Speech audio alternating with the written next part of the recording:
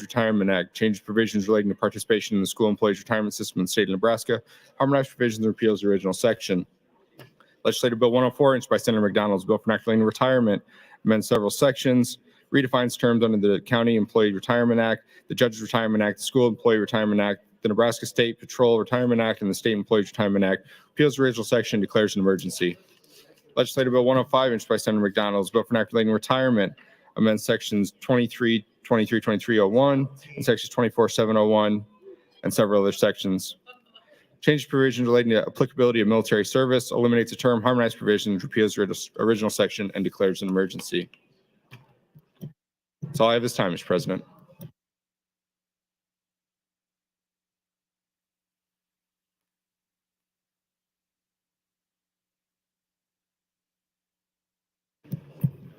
Next item on the agenda, Mr. Clerk. Mr. President, Senator Albright would move to approve the following final Committee on Committees report. Senator Albright, you're recognized to open. Thank you, Mr. President. Our report from Committee on Committee, the first thing I'd like to do is to thank all the members of the caucus that represented their caucuses, which would be the first caucus are Senators Bosar, Bosselman, Mosier, and Sanders. The second caucus was Senator Hunt, Linehan, Vargas, and Von Gilleren. Caucus 3 was Senators Erdman, Jacobson, Lowe, and Merman.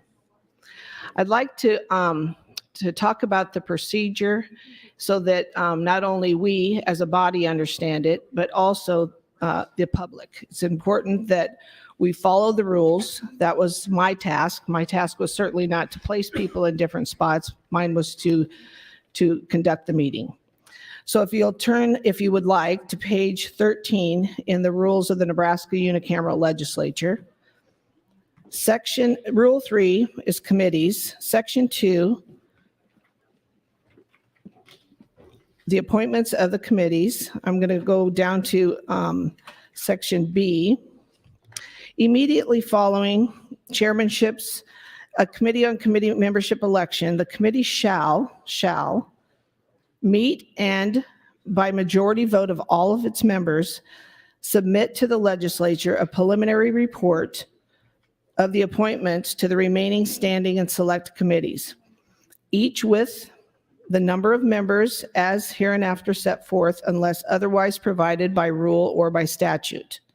On the following day, the committee meets and they shall, again, they say shall, not may, but shall meet and by a majority vote of all of its members submit to the legislature a final report for its approval, appointments to standing committees and select committees, each with a number of members and set forth unless otherwise provided by rule or state statute. So once the final report is presented to the legislature, no amendments shall be considered. If the legislature by majority of the elected members fails to adopt the final report of the Committee on Committees, such report shall be returned to the committee for further action. Okay, so I wanted to go through what we did these last 2 days. The preliminary report that you were given on that first day represented filling each and every slot on each committee. The reason that we go in numerical order, once we recognize who the chairs were, that's the basis for where everyone's going to sit. It may change the makeup of a committee if a chair isn't the same as what it was the year before. It's important that every part of the state is represented on each of these committees. The process is very much caucus driven. Everybody was trying to come to me and say, hey, I want to go here, I want to go there.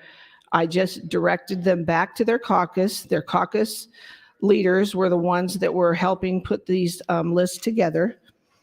So as chair, again, of the committee, I'm tasked to bring the 3 caucuses together with their 4 members. They're tasked to bring to the table who will serve on each committee for their constituents. With that said, we did have a situation on a few placements, both days, both the first day and the second. So the caucus, when that starts to happen, they ask for a break. And maybe caucus 2 meets with caucus 3, or caucus 1 meets with caucus 2, and they work it out, and then we reconvene. Anytime there was a situation like that, the break was taken. When we reconvened, we were able to have a preliminary slate completed, and it was approved unanimously by the committee. The clerk's office would have or did post it on the website and email it to every senator for review. On the floor the next day, we had an executive meeting to vote Vice Chair Senator Lowe in. He was selected and elected by 12 yes votes and 1 abstention. I announced on the floor that morning, yesterday, that the senators had until noon to visit and express their desires to change committees with their 4 caucus representatives. We then met after the adjournment yesterday to finalize the slate. In the opening meeting, there were concerns about the process not being followed. After some discussion, a break was taken for phone calls to be made and caucuses to discuss changes. When we reconvened, we voted to consider the preliminary report. Senator Hunt moved that there was not a second to adopt the preliminary report. Senator Jacobson made a motion to amend the preliminary report and make 3 changes, which were moving Senator Slama to Natural Resource, Senator Holdcroft to Judiciary, and Senator Aguilar to Government, Military, and Veterans Affairs. It was seconded by Senator Lowe. Roll call was taken, and it was voted by a 12 yeses and 1 no. Again, I'd like to thank all senators for their participation and the committee caucus chairs for their work on the committee. And that's my report. Thank you, sir. Thank you, Senator Albrecht. Senator Wayne, I recognize Senator Wayne to begin the debate.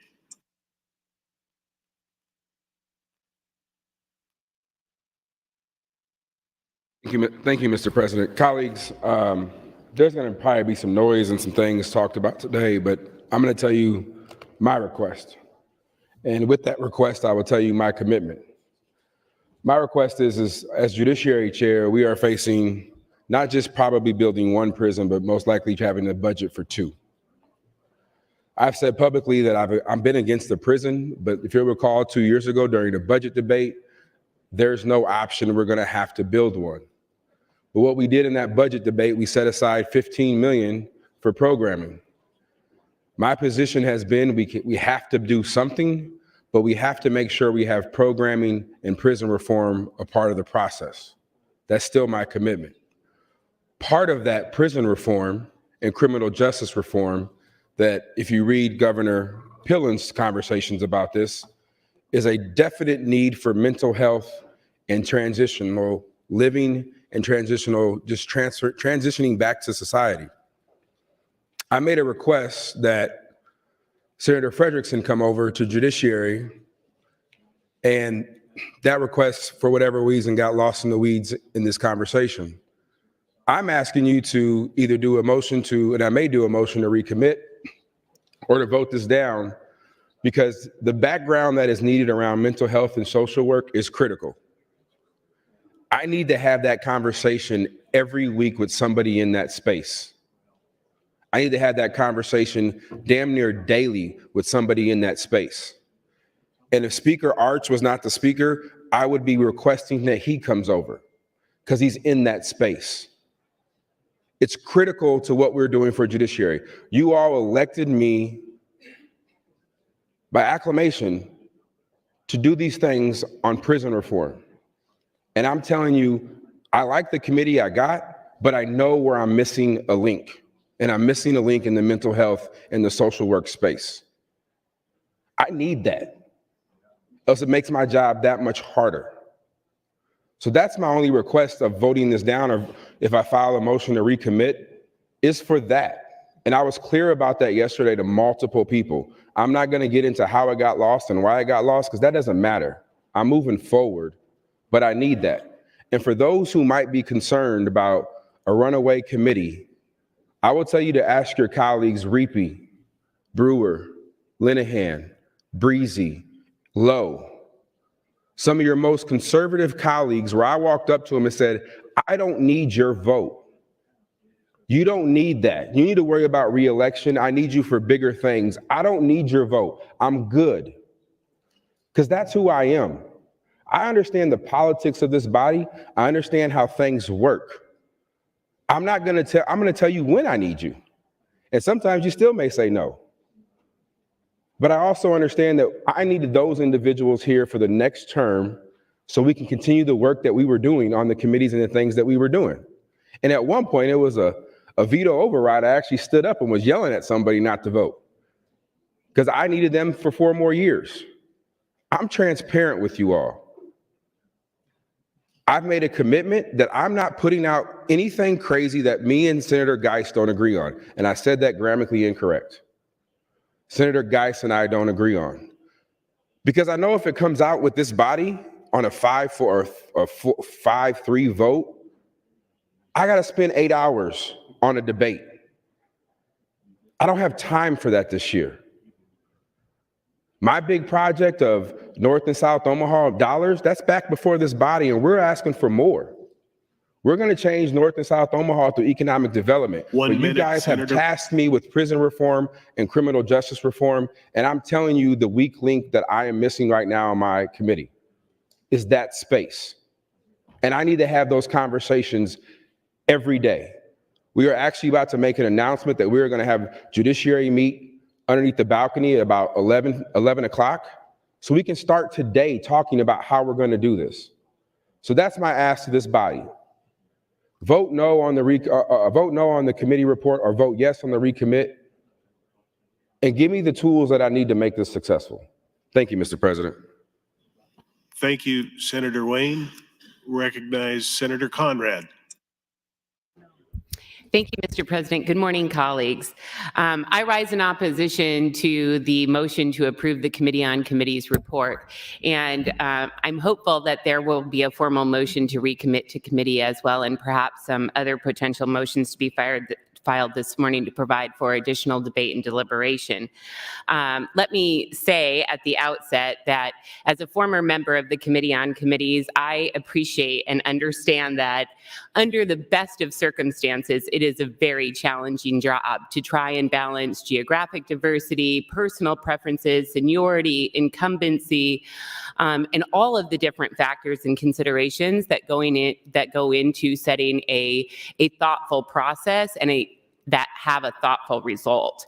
And so I definitely appreciate the committee members who are working hard in that regard to try and balance all of those different factors. But I also want to just take a step back and broaden the conversation for a moment here, help to connect the dots and let people know, why this is important and why it isn't just an inside baseball kind of piece. But the reason why committee assignments matter is because it ensures that we can have better debate and better policy results. So that's why we take into account considerations like your personal or professional background, the needs of your individual district and caucuses, your incumbency or seniority having served on those committees of jurisdictions, which in fact, while, definitely seems to have less importance in today's day and age, it actually should have more in the term limits dynamic. I think that it's really important that we reaffirm those considerations because it helps us to have better policy. It helps us to ensure stronger committees. It helps to ensure that the committees do the hard work to get the legislation ready for prime time when it hits the floor. If we weaken the committees, if we have committees that are out of balance and stacked or cracked or packed, that point to a preconceived result, because we're throwing away tradition, because we're throwing away precedent, that's just going to make things harder on the floor for all of us. And I don't think that that's the result that we want, and it definitely doesn't align with the spirit of working together that Governor Pillen outlined in his inaugural address yesterday. So typically, we haven't had to delineate all of these different factors in specific rules because they have been honored through customs and norm. Apparently, those customs and norms have been put by the wayside to push, I think, a radical partisan agenda. Let's just be candid and clear about it. So in my instance, let me give you an example of that. We've had a handful of senators that have returned to the body after what I call being forced into constitutional retirement or term limited. Incredible, prestigious leaders like Senator Chambers, Senator Flood, Senator Paul, Senator Aguilar, Senator Lathrop, and now myself. In each of those instances, as my understanding, those individual senators' seniority was recognized in this process, and they were afforded their first choice in committee assignments. And so here I stand today as the first woman to return to the body in the post-term limits era, and my first choice of serving on the Appropriations Committee, which I diligently served on for 8 years, was denied by my caucus with no explanation. And not did I just sit back and, say I should be afforded this because of our customs and traditions. I worked in good faith. I called each member of my committee on committees caucuses. I talked about my experience. I talked about my perspective. Thank you, Mr. President. And I asked them for due consideration. To their credit, Senator Bostar, Senator Bosselman, and Senator Moser at least had the courtesy to call me back, which I definitely appreciate, and we'll have more to say about that. But I think that we need to really put some sunlight on this process. Sunlight is typically always the best disinfectant. And when we feel like there is something awry, it's good to bring that out into public dialogue and debate. So I'm going to be proposing rule changes to improve this process. But I definitely think that it is beneficial to this body and all members to set the tone and get more information about what this committee report really means for how we move forward in doing our work together. Thank you, Mr. President. Thank you, Senator Conrad. Recognize Senator Hunt.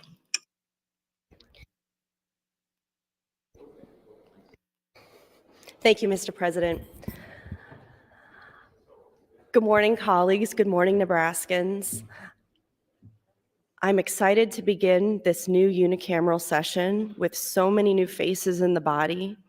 I am excited to work with Senator Conrad, who I have admired in the advocacy work that we've done together for so many years, and it's a great honor to me to be able to serve with her. And listening to her speak about her experience here in the body, serving on the Committee on Committees, serving on the Appropriations Committee for 8 years, she made a lot of really great points and a lot of really well-worded, well-spoken things that she said. And I feel like that's just some energy today that I cannot match. This place is so weird. This place is so partisan, honestly. It's a joke. And all of you who participate in this make this legislature a joke to the entire state. They laugh at us when our speaker stands up and says, if you'd like to take a point of personal privilege, the rules of which are outlined in our rule book, you need to give me a day notice, and it has to be on a positive topic. It has to be on something that makes everybody feel nice. Is this the party of free speech? Is this the anti-cancel culture people that you've all been talking about for the last several years? I was watching this interview with former Governor Pete Ricketts that Martha Stoddard did from the Omaha World Herald, and it went a little bit viral, so maybe some of you saw it too, but she asked him a question in this interview about, what would you say to some of your critics who say that you've used your personal wealth in an inappropriate and unethical way to influence the results of legislative elections? And he replied immediately and confidently and defiantly, "Can you have too much free speech?" A pause. And Martha goes, "Can you?" And this was in the back of my mind as I was listening to Speaker Arch talk about how he's going to be handling points of personal privilege. Points of personal privilege take precedence over every other motion.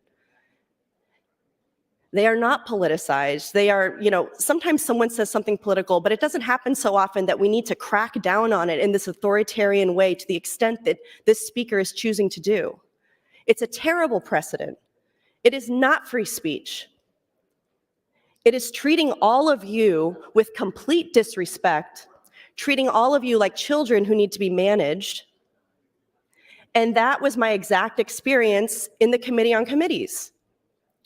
All of this belies the entire problem with this legislature right now and what's going on in this body.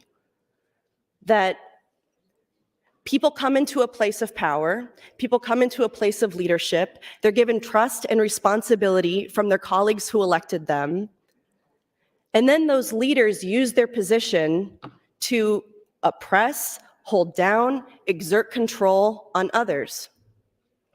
I can name many, many examples, and I will over the course of the morning. There was a lot of debate in the committee about if people wanted to make a trade, did they need to talk to all 4 members of the Committee on Committees in the few hours of time that we had? Or do we in the committee end up making the final decision about where everybody goes and we ignore all of these decisions to trade? And then we had different standards for if a registered Democrat and a registered Republican wanted to trade. Thank you, Mr. President. Or if 3 Republicans wanted to trade, that was okay. But if a Democrat got in the mix, then we had to really scrutinize that rule. And I just keep seeing this pattern of reading the rules in the most draconian possible way. Instead of working in good faith with our colleagues, treating them like adults who are duly elected by 38, 40, 42,000 people in Nebraska, who pounded the pavement, who went through the ringer, who raised all their little money from Pete Ricketts to get elected and get into the position where they are, where they deserve the respect to make a trade if they want to, where they deserve the respect to make a point of personal privilege if they want to. Speaker Arch, if you think that the points of personal privilege have gone off the rails, you should introduce a rule to change that. You shouldn't come down from on high and say, here's the way I interpret this rule in the most extreme possible way, just as Chairwoman Albright and the Committee on Committees interpreted the rule in the most extreme possible way. Thank you. Thank you, Senator Hunt. Recognize Senator Michaela Cavanaugh. Thank you, Mr. President. Good morning, colleagues. I am not going to support the Committee on Committees report, and I have several things to say about that this morning, but since Senator Hunt brought up the points of personal privilege, I wanted to speak to that. I requested a point of personal privilege yesterday, and I was denied. I went through the process that Speaker Arch outlined in his remarks this morning, and I was denied. I actually wasn't even asked what I was going to speak about. Yesterday was George Norris Day. I was denied to speak about the institution by the speaker presiding in the chair on George Norris Day. I was told to come up to the chair. When you call the chair, that is the equivalent. If you want to talk to me, you can come to me. You had an opportunity to have that conversation with me. I did the courtesy and was denied without even being asked what I was speaking about.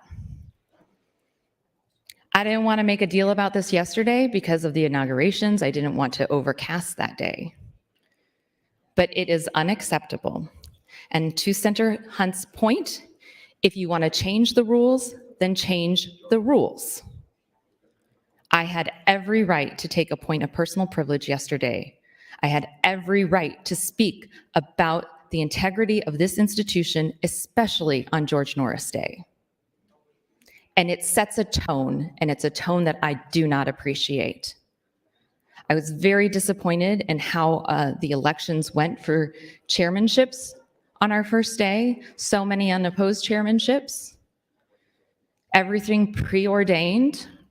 But I tried to believe and have faith in this institution that we can proceed as a nonpartisan unicameral.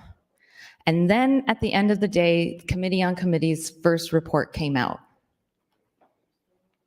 And I was crestfallen because I knew several people's first requests, including my own, as a senator with seniority who has served in this body for 4 years, and I am about to serve 4 additional years. I have waited until a spot in my caucus opened up on appropriations. Senator Robert Hilkeman was term limited off, and he was leaving a spot open on appropriations, a position I have wanted since my freshman year. I put it as my #1 priority and was given to a freshman over me. I don't begrudge the freshman for getting that seat. They will probably do a wonderful job. I begrudge the process. I read in the paper that people didn't submit their requests early enough. There was no timeline except for before the committee met. And I spoke with my committee members except for one because I didn't have their phone number because, again, we put a freshman on committees, which, not begrudging that freshman, but this is a really big job, and that doesn't seem like the best decision-making that we as a caucus had. Of course, I haven't been in there. He maybe is the most qualified in the room. I don't actually know, so please forgive me, Senator. It's not about you. But the process has not been honored. How much time do I have left? 1:30. Thank you. I would ask if Senator Holcroft would yield to a question. Senator Holcroft, will you yield to a question? Yes. Thank you, Senator Holcroft. What was your first choice on committees? Government. Government was your first choice? Yes. And you were moved off of government last night. Yes. Was that your choice? That was an agreement between myself, Senator Slama, and Senator Aguilar. 1 minute. Okay, thank you so much. So Senator Holcroft made an agreement, and I don't see him right now, so I will get back in the queue, and I'm going to ask Senator Decay some questions on my next go-round. Thank you. I'll yield the remainder of my time for now to the chair. Thank you, Senator Kavanaugh. Senator Day, you're recognized. Thank you, Mr. President. Good morning, colleagues. Excuse me. I am one of the senators who was removed from a committee that I had incumbency on in order to give someone who did not have incumbency a seat on that committee.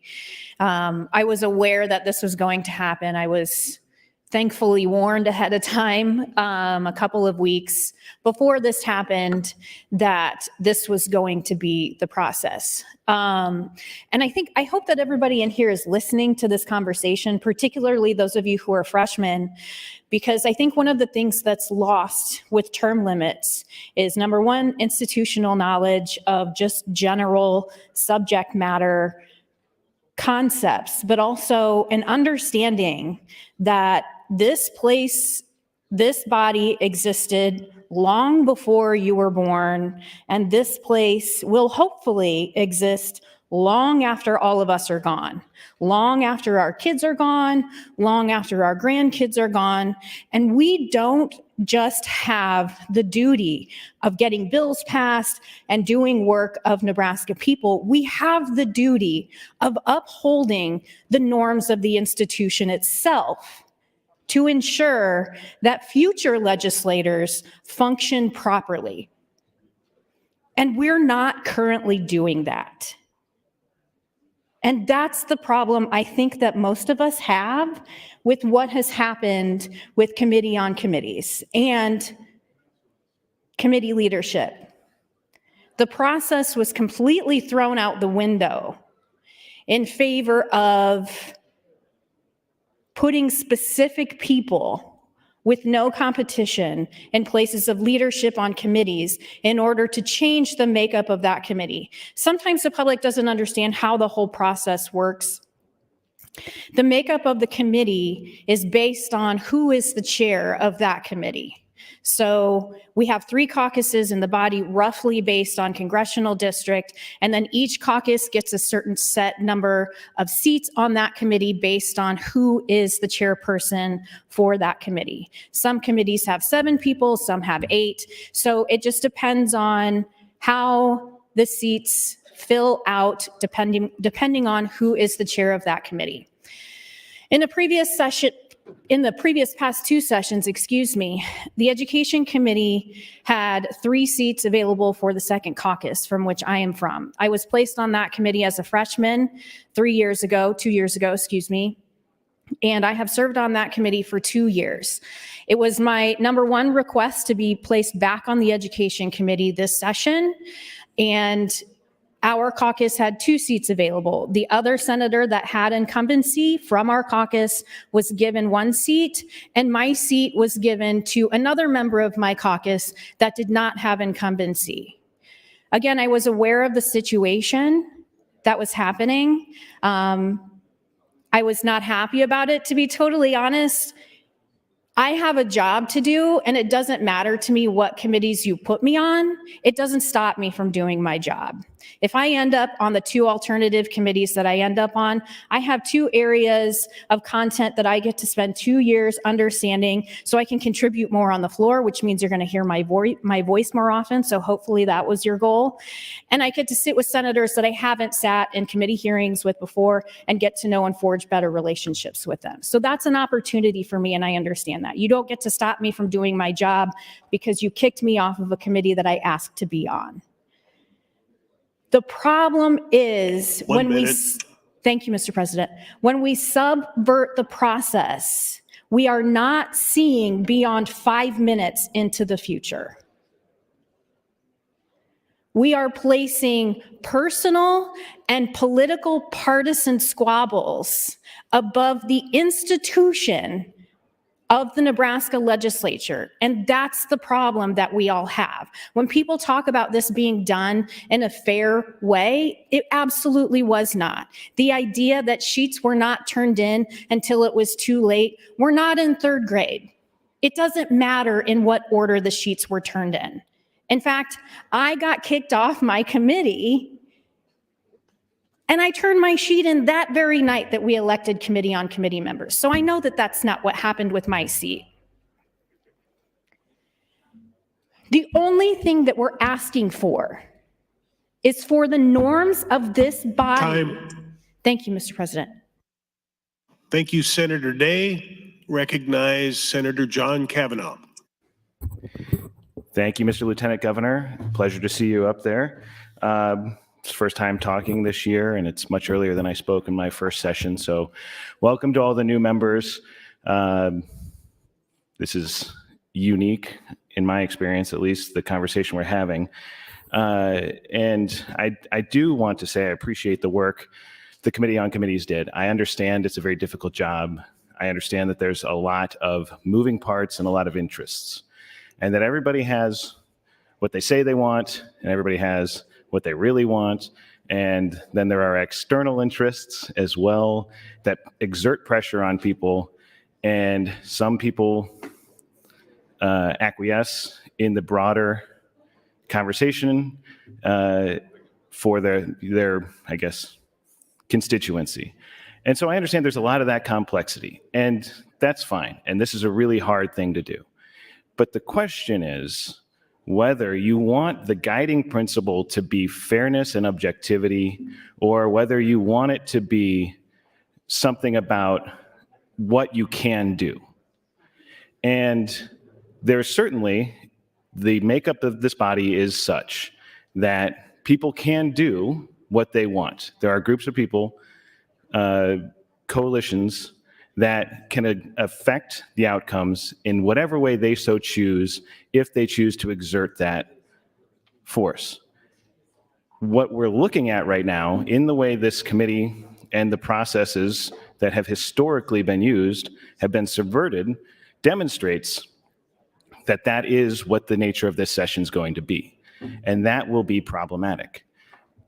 I've said in the past, and others have said, that this is a tremendous gift we were given here in the Nebraska Legislature, being a nonpartisan unicameral, and it has functioned for nearly 100 years as such. And we have done great service for the people of the state of Nebraska. And each one of us represents our constituents in our district, but the whole, we are all senators for the state of Nebraska. We are not members of a party when we are here, and we are not acting in that capacity. And so that is creeping into the way we run this place, and has continued to further creep. The problem we face right now is if this is how we're going to behave in every aspect, if we're going to start acting like a partisan body, then things are going to not function in the positive, constructive way they have in the past. I know we have fights, we have arguments, we have disagreements, we all have conflict, and that is supposed to happen. We're supposed to disagree, we're supposed to have that argument and then work toward a compromise, or ultimately, if no compromise can be found, to pursue whichever side prevails. But have those arguments in good faith in the interests of the state of Nebraska. And I think what's happening here, and the reason people are upset, is not so much that they didn't get their first choice or their second choice or their third choice or their fourth choice. But people are upset because the process was one that was a divergence from historic norms, a divergence from respect for each other and for our constituents. And if that's a sign of things to come, if we're going to continue to divert from the norms and from the respect that we have always shown to each other, and that make us the productive place that we want to be for the constituents, for our constituents, for the members of the state of Nebraska, that is going to be a very bad precedent for this session going forward. And so ultimately, I rise in support of Senator Wayne's motion to recommit. There is this opportunity to fix this one request. I think he made a very fine point, and so I rise in support of what Senator Wayne is asking for, and I would ask you all to consider doing that. I know we can't fix everything that's happened. We can't make everybody happy, but we do have an opportunity to fix at least one thing and to make a positive stride and then build on that stride towards a positive session. And so I would ask you to support Senator Wayne's motion to recommit if he does file one, or to vote no on the committee report so we have the opportunity to make that correction. Thank you, Mr. Lieutenant Governor. Thank you, Senator Kavanaugh. Senator Conrad, you're recognized. Thank you, Mr. President. Again, good morning, colleagues. Definitely helpful to hear some of the different perspectives that have been brought forward thus far. And I want to continue on some of the comments that I was talking about before, and the need for reform of this process in the term limits era, apparently. And to be clear, this is not a personal venting session in regards to my committee assignments. I am happy to be an active and energetic committee member wherever I am assigned. But I do just want to recognize, just by using my experience as an example, an 8-year diligent member of the Appropriations Committee who put that as their first choice was denied that in terms of committee assignment. So that's just one example. But my good friend, Senator Aguilar, the other senior member who anchors this chamber and who I've always appreciated serving with together, came over to let me know, to correct the record, that he was denied his first committee choice when he returned to the body as well. So it's good to always be in good company with Senator Aguilar. But I do want to note that how disturbing it is to hear the rumblings about this process, and how shocking it has been to see this disarray upon return to this proud institution. So I've heard excuses that committee on committee members were not turning in preference sheets. I've also heard that members who were elected to serve on the committee on committees were not able to access or see their own members' preference sheets prior to deliberations. I think it's very disturbing that I'm hearing reports in our caucus and otherwise that committee on committee members were meeting without all committee members present. I think that it is very disturbing and sad to hear words like bullying in regards to committee preferences. I think it is very sad and disappointing to hear that there were continual threats made that we will take it up by the committee as a whole if we do not get things according to plan, because that's not appropriate and that's not the process. And that should not be the type of way that we conduct ourselves to ensure that we have fair committee assignments that help us to achieve better policy again. It's important that we have laws, rules, customs, norms, and traditions to organize chaos, to set clear expectations, to ensure fairness. So with that, I don't know if Senator Bostar is on the floor, but he's a member. Oh, there he is. Senator Bostar, would you yield to a question, please? Senator Bostar, will you yield?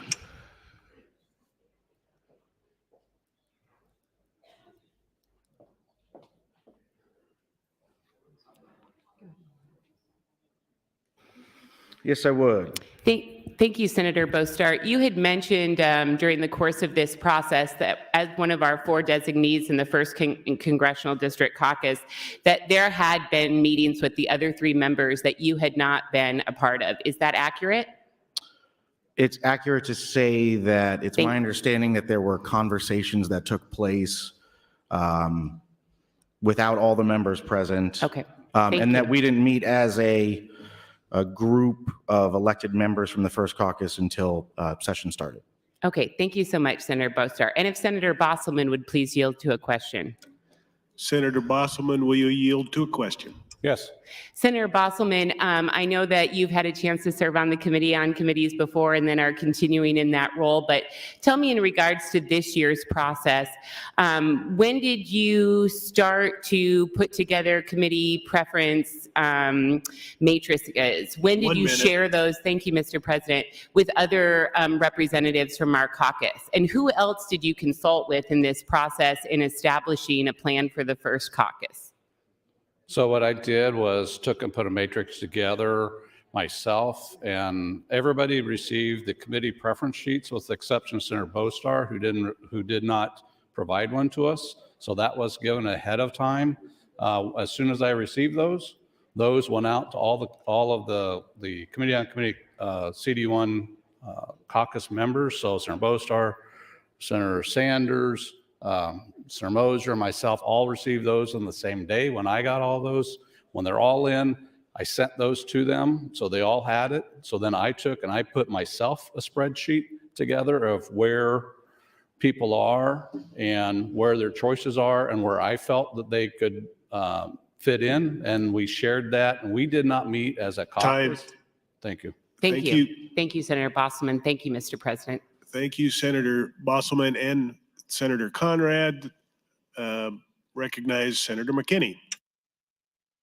Thank you, Mr. President. I rise in support of Senator Wayne's motion to recommit. And I rise because, like last year, I came back to this body optimistic that we could get some things done around criminal justice.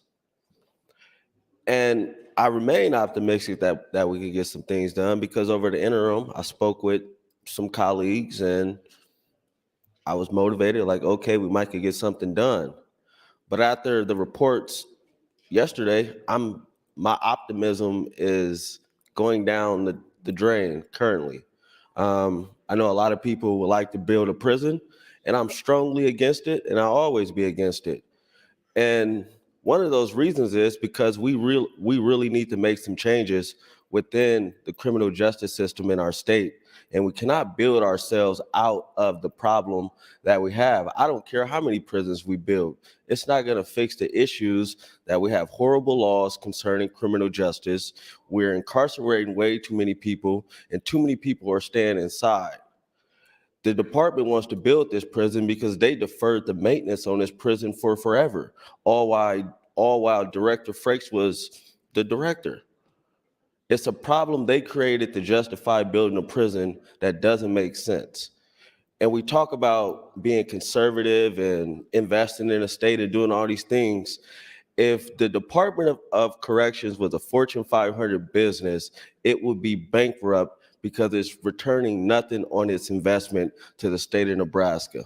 All the Department of Correction keeps doing is keep coming back asking for more and more money to not do anything but just house individuals and not try to help them become successful individuals after they are released. Because contrary to popular belief, 90+% of the individuals that are currently incarcerated will be released in our state.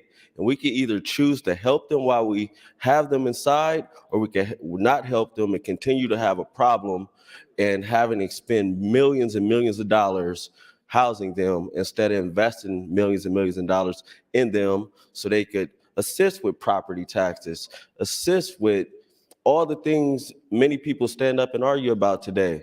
And one of the reasons we need to look at Senator Frederickson is mental health.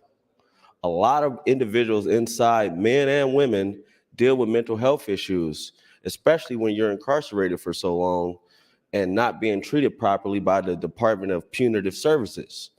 we need to have somebody that could look at legislation from a mental health perspective that would be very helpful for our body and our state. And we have to keep that in mind. This is not against anybody else, nothing like that. We just need to make sure we have a committee that can look at criminal justice issues from all angles so we can make the proper decisions pertaining to criminal justice reform in this state. Because if you guys are just going to come up and try to push money to build a prison, I'm going to camp out with a tent and fight y'all tooth and nail because it doesn't make sense. We can't build something and not pass reforms. Nothing in any study that has ever been shown says that building prisons are the solution. We're probably one, if only two states in the country that are trying to build prisons. Everybody else is going the opposite direction. Why are we still thinking that just locking people up is going to solve a problem? We've been practicing this philosophy my whole lifetime. And all I see is a bunch of my friends and family inside of prisons, and my community still impoverished.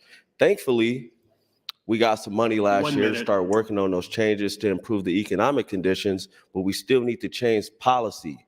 And we cannot change policy if we don't have people on the committee in charge of looking at policy that doesn't have someone that can look at it from a mental health perspective. That is very much needed because a lot of the men and women that we are incarcerating are dealing with mental health issues, and we need somebody that can look at it to give us the proper guidance as far as addressing those needs. Thank you.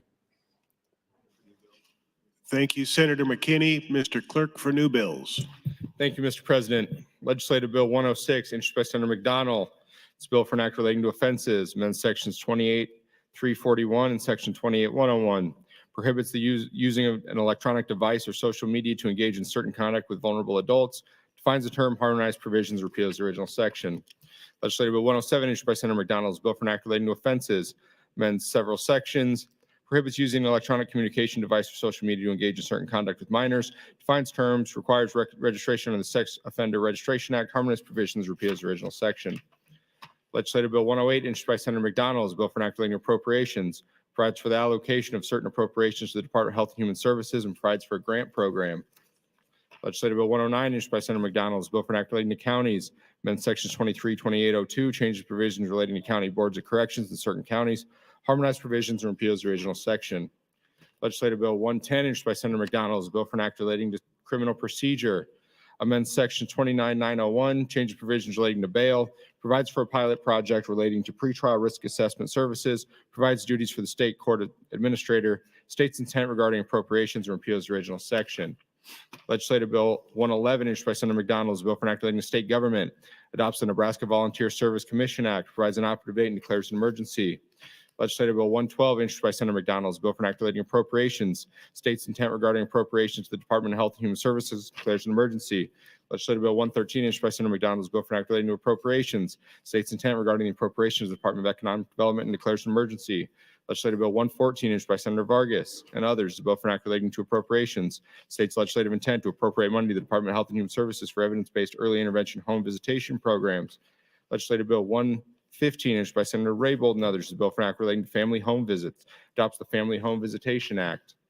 Legislative Bill 116, introduced by Senator Brandt and others, is a bill for an act relating to the Beginning Farmer Credit Act, amends several sections within Chapter 77, redefines the term, changes the selection of criterion for the Beginning Farmer Board, changes provisions relating to beginning farmer or livestock producer qualifications, program participation and rental agreement review, harmonized provisions, and repeals the original section.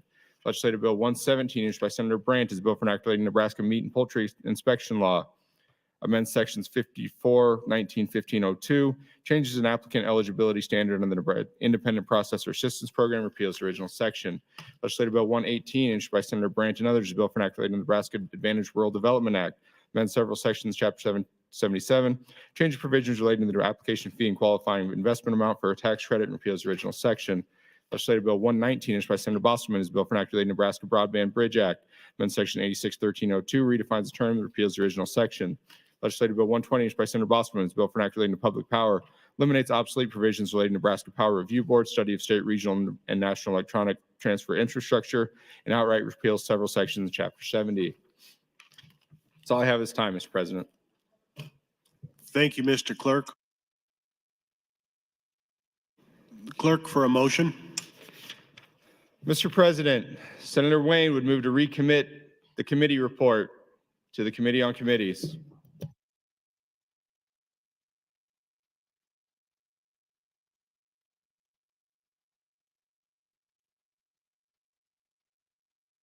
Senator Wayne, you're recognized to open. Thank you. Well, it's open now. I just wanted to update. I wanted to hop the line just so when you file a motion, you can hop the queue. And part of it is, everyone, is just in order to have a trade, there have to be two willing people to trade. For whatever reason, there aren't two willing people on judiciary to trade at this point. I'm gonna leave it at that.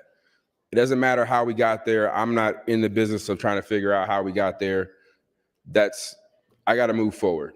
And so at this point, the floor debate can continue on whatever it wants to continue on, but the idea of Frederickson coming to judiciary, that's not happening. There isn't a trade. So I'm going to withdraw this motion, Mr. President, when I'm done speaking, because I just wanted to give an update that the trade's not there. There is two people are needed to trade. It's not there. So we are going to move forward. And so Judiciary Committee, we will be meeting upon adjournment in the underneath the north balcony, because we got a lot of work to do. Thank you, Mr. President. And I would like to withdraw my motion. Thank you, Senator Wayne. Mr. Clerk for another motion. Mr. President, Senator Michaela Cavanaugh would move to recommit the Committee on Committee report to the Committee on Committees. Senator Michaela Cavanaugh to open. Thank you. And I have 10 minutes, Mr. President, correct? Yes, 10. Thank you. There is a trade, Senator Wayne, actually. I just spoke with my colleague and row-mate, Senator Frederickson, about trading my seat on HHS for his seat on Natural Resources. He had prioritized HHS, and as a freshman senator, I think it is important to give him that opportunity to be on that committee and learn, because that committee requires a great deal of institutional knowledge. And right now we have a wonderful senior senator, not senior citizen, senior senator, who will be term limited out in 2 years. And I think it's an excellent opportunity for Senator Frederickson to learn from Senator Walz and Senator Day and Senator Hansen, and we have a returning Senator Reapy on that committee. And so I would like to offer that opportunity. And I'm happy to take a seat on Natural Resources. Instead, I would comment that I don't believe that the other Senator Cavanaugh is thrilled to sit with me on Natural Resources, but such is his lot in life. So this motion to recommit is in hopes that we can send the committee report back to the Committee on Committees so that we can make that trade. I believe that there are other trades that still people would desire to have made. And I hope that this gives everyone else that extra opportunity to discuss with your colleagues about how we can better situate our committees. I continue to be disappointed in how this all shook out. And I did read through the article that quoted some of the committee members yesterday. One of the quotes, well, I guess it's not a direct quote, is that most of the outrage on Thursday came from senators, all Democrats, who did not submit their preference to the committee in time. I wonder if Senator Albright would yield to a question. Senator Albright, will you yield to a question? Yes, I will. Thank you, Senator Albright. What does that mean? What does what mean? That people didn't submit their preferences to the committee in time. Did no one submit their preferences before you met on I understand Wednesday? there were 5 members of Caucus 2 that did not submit their information so that the committee could convene and Caucus start 2 did not have a time deadline beyond before the Committee on Committees met. I did not know that. Okay. Well, were you told otherwise? They just didn't hand them in, so they couldn't start working on it. So we went So through the you made a preliminary comment with- that we didn't hand them in on time, but you don't know what on time was. Well, why would somebody wait until the night. that I we were going waited to meet. because I was trying to talk to my committee members, trying to get a hold of them over the holidays, played phone tag several times with Senator Linehan, which I appreciate her taking time out of her holiday, but I wanted to speak with her before I put anything into writing. So that's why mine came at the end. But I'm there sure wasn't a everyone- deadline that I missed. I'm sure everyone has their reasons, but it kind of delays the whole process. But there's not a getting this- timeline. We Well, didn't but miss a deadline. There is for the caucus. There is. There is for the caucus, yes, and nobody missed that deadline, correct? It was the day before. As far as I understand, you had all of the commitments before the Committee on Committees met. The day before. Most of them had them. There's no written deadline, there's no rules of a deadline, there was That's no right. informal deadline for caucus 2. And you're arguing that there was, even though you're not a part of caucus 2, and there wasn't.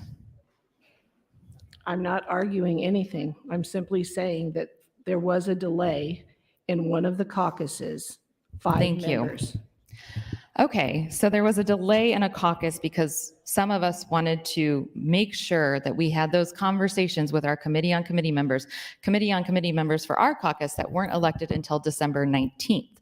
And so between December 19th, Christmas and New Year's, we didn't have a whole lot of time to meet or talk with our committee on committee members who have their own families and holidays, and we have our own families and holidays. And I did get my sheet in before Committee on Committees met. I did also let everyone know what I was intending to put down. So if they were having informal conversations about what our Committee on Committees caucus was going to do, they had an inkling as to what I was going to indicate. This isn't a race to submit your form first. That's not how this works. There's no arbitrary deadline for our caucus. There wasn't one put in writing. There wasn't one voted on. This has not been handled well. And I think we've heard from several members this morning about what this is indicating to not only this legislature, but the state of Nebraska. This is hyper-partisan politics at its absolute worst. This is the bottom of the bottom. And these committees, the way that they are made up, is really important because sometimes there's some legislation that somebody wants to get out really badly from a committee, and it's just not ready. And when you have a balanced committee, you get to have robust conversations in executive session and talk about whether or not it's a good idea to put that to the floor as it is now, or to hold it and work with the senator, see if they can bring a substantive amendment even, and especially in year one of a 2-year biennium, bring a substantive amendment, have a second hearing on that amendment, which we have done lots of times, and then kick it out to the floor so that you have a good, strong public policy. The committees we have now are literally set up so that every red meat bill just comes to the floor and it is a literal bloodbath. If that's the session you all want to have, congratulations. That's the session you're going to have. This is going to be the least constructive legislature in recent history. If these committees are how they are, you're going to have every single bill that is whimsical and fanciful from the lobby, everything people have been trying to get out of a committee for decades, but couldn't because the committees were set up sensibly with all kinds of viewpoints on them. But now they're all going to come to the floor and we're going to get to live out what we normally live out in executive session on the floor every single day. In HHS, the 4 years that I've served on there has never been a majority of Democrats. It has always been a majority of Republicans, but it has been varied. It has been varied views, varied stances on all the issues.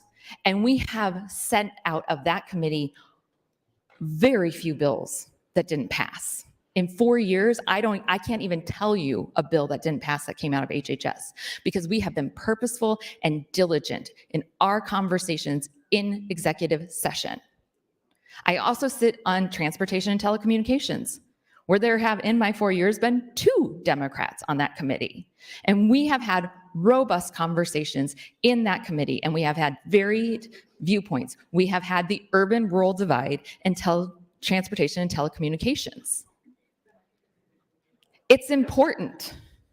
Now we have 4 people from my caucus on judiciary. So that means we've swapped other districts that don't have representation on judiciary. We've swapped. District 3 only has 1 senator on HHS. So you're losing a voice. Not only are you putting together committees that are going to kick out all the red meat bills, but you're also losing a voice. Your caucus is losing voices on these committees. We were told by Senator Linehan at our caucus meeting that she was, thank you, that she was going to oppose these significant changes where there's an underrepresentation of caucuses on committees. I don't see that bearing out today in the fact that she voted for a 4th member of our caucus to be put on judiciary yesterday. What you say to one another matters. You are only as good as your word. And I, of course, have learned who in this body is not good at their word and who is. And I operate in that space. And one thing everyone should know about me is that I am 100% transparent 100% of the time. If you want to talk to me about anything, I'm here. I'm happy to discuss what my plans are. If you burn a bridge with me, I probably will avoid you, but I'll still talk to you if you come find me. That's your time, Senator. Thank you. Thank you, Senator Kavanaugh. Recognize Senator Hunt. Thank you, Mr. President. Colleagues, especially new colleagues, you are debasing yourself if you allow somebody else in this body to tell you what committees to run for, how to vote for your caucus leadership. You're debasing the people who elected you, and you're debasing the legislature's integrity as an institution, because the legislature is everybody's joke and nobody takes it seriously because of the way we act so foolishly, the way we are now, that they can see on TV, that they can read about in the newspaper. Your rules should be what you follow. You can change the rules, and then we all agree to follow those rules. And you know that what's happening right now, the way the caucuses were put together, the way the committees were made up, the way the Committee on Committees was run, none of that was done in the interest of the integrity of the legislature or the dignity of the legislature. This is undercutting it for the sake of a political party. So have some dignity. Have some status and some pride that's recognized by the public that you're here in this office. When we walk around, everybody's going to call you Senator. Everyone's going to say, oh, Senator, good to see you. I've got some bills to talk to you about. You're everybody's best friend until you're out of here. But look at how the public really talks about us. We've earned all of that by the way we behave. In completely good faith, I'll give you guys some real talk. This is my packet for Committee on Committees. In the past, when I've served on Committee on Committees, I've run through many, many scenarios. I totally understand how the process works. I have spoken to members of several parties in the past who have been on Committee on Committees to have them mentor me and help me understand the best practices, the best procedures to follow, that we first go on incumbency on when we place people on their committees, so we don't kick people off their committees. Then we go on seniority, so if someone's been here longer, they get to have more of their first choice. And then we go on preference. And members of each caucus meet at some point that typically, traditionally, the senior members of that caucus select the date and time that they're going to meet. Frequently, CD3 meets at our legislative council, typically in November. This year they met, right before we started session. Typically, CD1 and CD2 meet around the same time, sometime in December. And that's been the tradition for many, many years back. And at this caucus meeting, senior members of the caucus hand out a preference sheet to every member of the caucus. And then the preference sheet has a list of everybody, of all the different committees that we have, and then we ask them to rate the committees in the order that they would prefer. I have in the past 4 years served on government committee, government, military, and veterans affairs, urban affairs, and business and labor. Those are committees that weren't my first choice when I came in here as a freshman, but over the years I've really become very familiar with that subject matter, and I have a lot of passion for some of those issues, especially as a business owner. And so, you know, this is a great place for me. So I prioritized those 1, 2, 3. I wanted to stay on my same committees. I have the seniority and the incumbency, and I put them as my preferences. Real talk, you guys, I have the preference sheets from our caucus here. They're all here in my packet. They were distributed to us by Senator Vargas, one of the senior members of our caucus, on a Google Drive. This is the thing I want you guys to understand in good faith. I think some members of our caucus had some trouble accessing the technology. I think we might have had a generational, whatever reason, technology barrier. I printed these preference sheets off of the Google Drive. I used them to play out all of my different scenarios.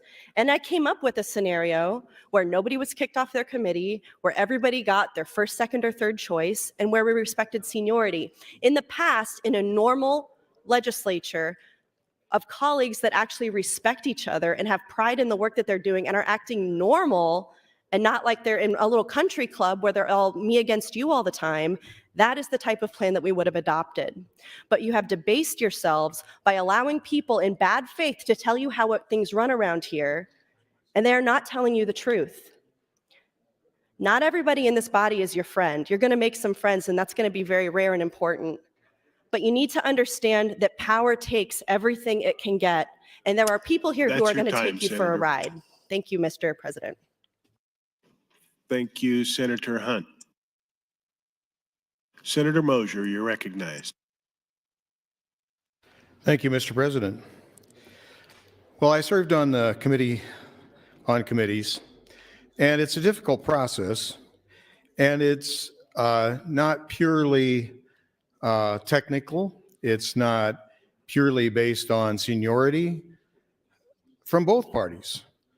Both parties jockey to try to get control of committees that they're interested in. It's why there's a committee on committees. Otherwise, we could just turn in our preferences and our experience to the clerk's office, and they could build a matrix and assign everybody to committees mathematically. But there are some political considerations. You can look at the makeup of committees and see that.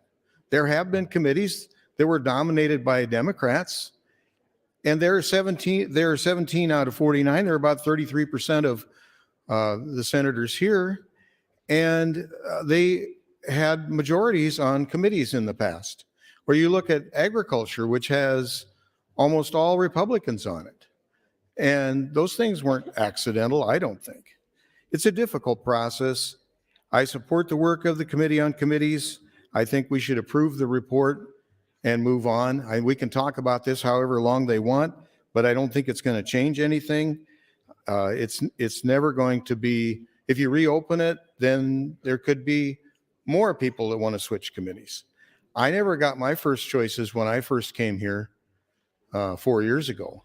I wound up on committees where there were openings. Sometimes there are no openings on the committees that you want to be, and we've, for the most part, not bounced people from committees. I know it has happened in the past. 4 years ago, I know it did, or 6 years ago, I know it did. But those exceptions are all to be considered by Committee on Committees. We give each caucus the permission or the authority to decide what committees their members of their caucus want to be on, and we try to honor that. And, you know, when they turned in their sheets or they didn't turn in their sheet, that's all political jockeying. That's all baloney. You know, they don't like the results and they want to reopen it. And and make everything reconsidered. I think it's a mistake. I think we should honor the work of the Committee on Committees and approve the report and get busy with the business that we have to do here in the legislature. I would give the rest of my time to the speaker for a few comments. Yielded 2 minutes and 10 seconds, Mr. Speaker. Thank you, Senator Moser. I certainly rise in opposition to the recommit to committee motion. I do not support that. I appreciate some of the comments that have been made, recognition of complexity of this process, but my commitment from the beginning was that the process be followed. As I heard Senator Albright present this morning, and as I was watching the process, that process was followed. The votes were taken. It is caucus driven. Sometimes our issues are not with the Committee on Committees, but rather the caucus in which we sit. I think Senator Moser said he did not receive his choice. When I was a freshman senator, I did not receive my choice. I asked for HHS, which I received. I wanted banking and insurance as my second because of the compatibility of health insurance issues with the HHS committee. That's where I wanted to be. And the Committee on Committees went and met, and Senator Lathrop came to me at the time and said, "I'm sorry, there wasn't any way to get you onto that committee." Okay. That was my response. Okay. I went to Urban and I went to General. That's where I sat for my Monday and Tuesday for the last 4 years. Okay. I mean, there is complexity. We don't always get the choice. Votes are taken in that process. That's how these choices are made. Votes are taken. And so my concern was that a process be followed. Not necessarily the outcome, but that a process be followed, and I believe it was. Now, I will tell you that I have submitted a motion to adjourn for the day. We'll pick this back up on Monday. I hope we can find some resolution to this, meaning that the committee process was followed and we accept the report. That's what I would like to see on Monday.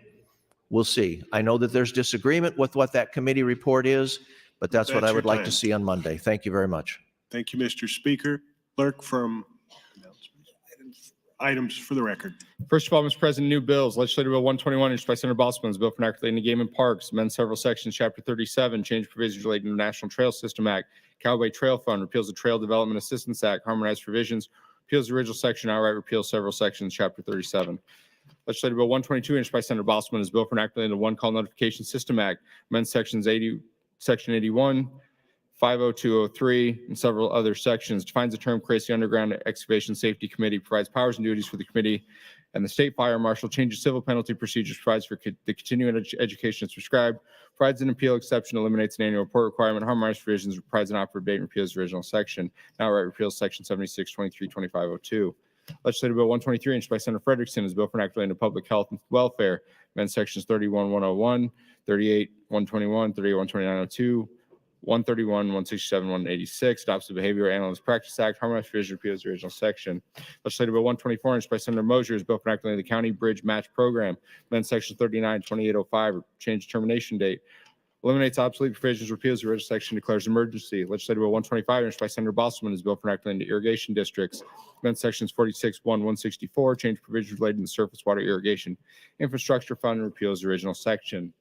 Legislative Bill 126, introduced by Senator Day, is bill for enacting the revenue and taxation, amend section 773506, change provisions relating to homestead exemptions for certain disabled veterans and surviving spouses as prescribed, harmonized provisions, repeals the original section.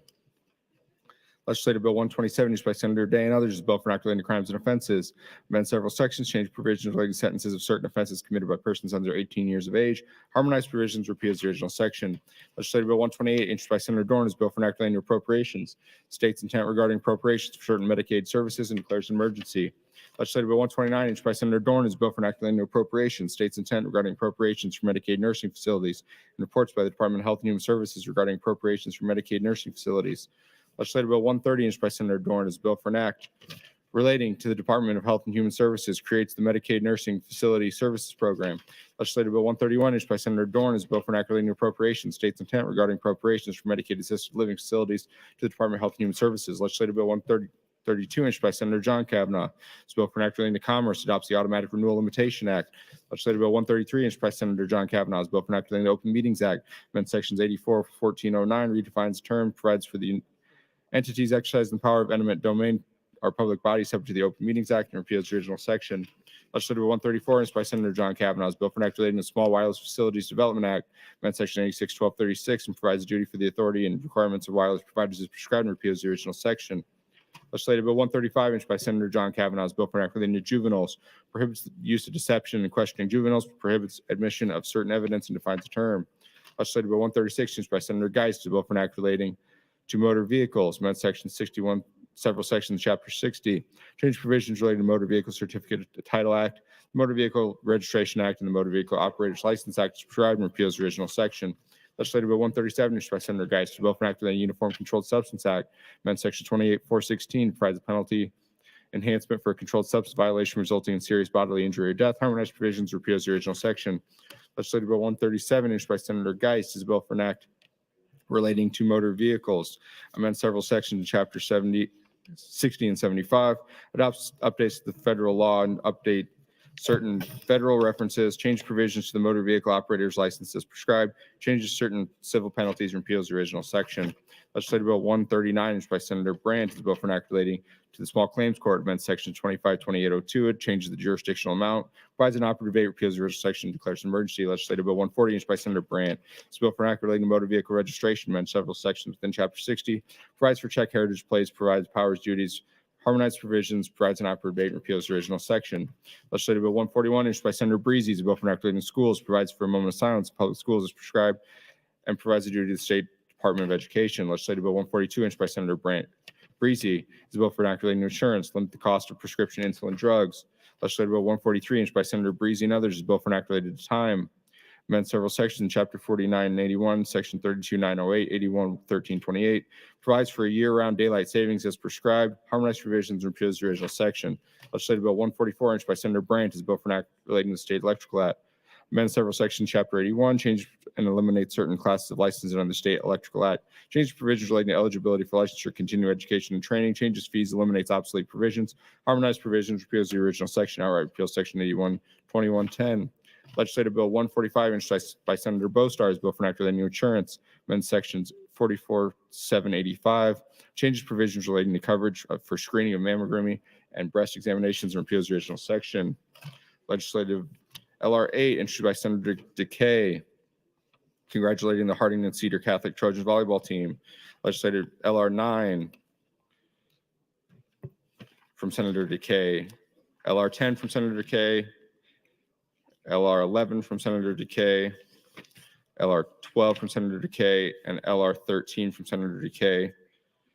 Supporting action to include the names of the Sage brothers and the other 71 sailors in the USS Frank E. Collins killed on January 3rd, 1969. Those will all be laid over. LR 14CA, introduced by Senator Breezy. Constitutional amendment providing for the recall of the governor, lieutenant governor, secretary of state, state treasurer, attorney general, auditor of public accounts, and members of the legislature. Finally, Mr. President, series of name adds. Senator Raybold, name added to LB 15, Senator Day to LB 39. Announcements. The reference committee will meet in room 1525 upon adjournment, referencing 1525 upon adjournment. Additionally, the Judiciary Committee will meet under the north balcony upon adjournment. Judiciary Committee, north balcony upon adjournment. Finally, Mr. President, priority motion. Speaker Arch would move to adjourn the body until Monday, January 9th, 2023 at 10 o'clock a.m. Thank you, Mr. Clerk. Heard the motion to adjourn. All those in favor say aye. Opposed, nay. We are adjourned.